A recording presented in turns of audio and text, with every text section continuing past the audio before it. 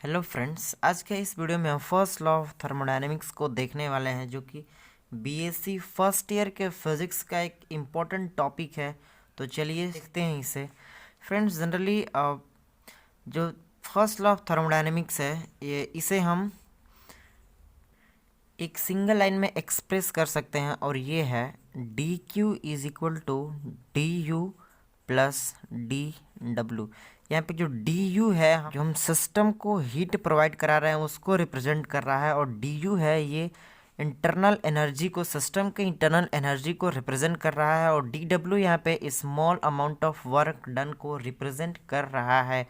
तो जनरली इसका स्टेटमेंट ये होता है, if D Q is the amount of heat supplied, if D Q is the amount of heat supplied to the system, it increases in various form as D Q is equal to D you plus D डब्ल्यू। इसका मतलब ये है, हमारे पास एक system है friends, हमारे पास एक सिस्टम है, थर्मोडायनेमिकली सिस्टम है, और हम इसको क्या मतलब इसको हम हीट प्रोवाइड करा रहे हैं, इसको हीट प्रोवाइड करा रहे हैं, तो इसकी एनर्जी, तो इसमें जो चेंजेस होंगे कुछ इस प्रकार से होगा, या तो इसकी इंटरनल एनर्जी इंक्रीज करेगी, या तो इसकी इंटरनल एनर्जी इंक्रीज करेगी, या फिर सिस्टम कुछ वर्क करेगा। मान लीजिए यहाँ पे हमने सिस्टम में एक पिस्टन लगा रखा है, या फिर थोड़ी सी इसकी इंटरनल एनर्जी इंक्रीज करेगी, या फिर थोड़ी सी वर्क करेगा। मतलब हम इसमें हीट सप्लाइड कर रहे हैं, तो ये D you plus D W के फॉर्म में इंक्रीज होगा, या तो डी डब्ल्यू ज़ीरो हो जाएगा, या फिर ये ज़ीरो हो जाएगा।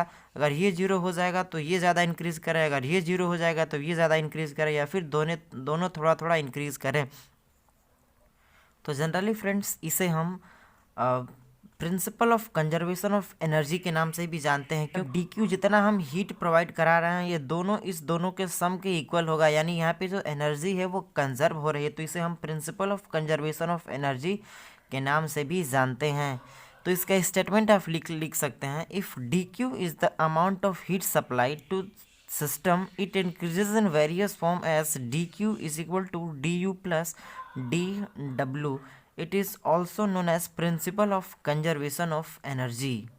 फ्रेंड्स, आशा करता हूँ आप बहुत अच्छे समझ गए होंगे। सिंपली इसमें कुछ है नहीं। मान लीजिए यहाँ पे गैसेस के मॉलिक्यूल्स हैं, और हम क्या कर रहे हैं, इसको एनर्जी दे रहे हैं, तो क्या होंगे, ये इसकी एनर्जी को इसके ऑब्जर्व करेंगे, इनका टेम्परेचर बढ़ेगा। जब इसका टेम्परेचर बढ़ेगा तो ये इसमें स्प्रेड होकर इधर उधर रैंडम मोशन करेंगे। अगर रैंडम मोशन करेंगे तो ऊपर जो पिस्टन है इस पे क्या करेंगे, फोर्स एग्जर्ट करेंगे। ये फोर्स एग्जर्ट करेंगे और जब इसके फ्रिक्शनल फोर्स, यानी पिस्टन के फ्रिक्शनल फोर्स, या फिर यहाँ पे जो सिस्टम में हम फ्रिक्शनलेस पिस्टन को अज्यूम करके रखते हैं, तो जब इस पे फोर्स एग्जर्ट करेंगे तो ये ऊपर जाएगा, यानी कि वर्क डन होगा, या तो वर्क डन होगा, या फिर इनकी इंटरनल एनर्जी इंक्रीज होगी। यही फर्स्ट लॉ ऑफ थर्मोडायनेमिक्स है। अगर हम D Q amount of heat हम क्या करते हैं, इसको सप्लाई करते हैं सिस्टम को, तो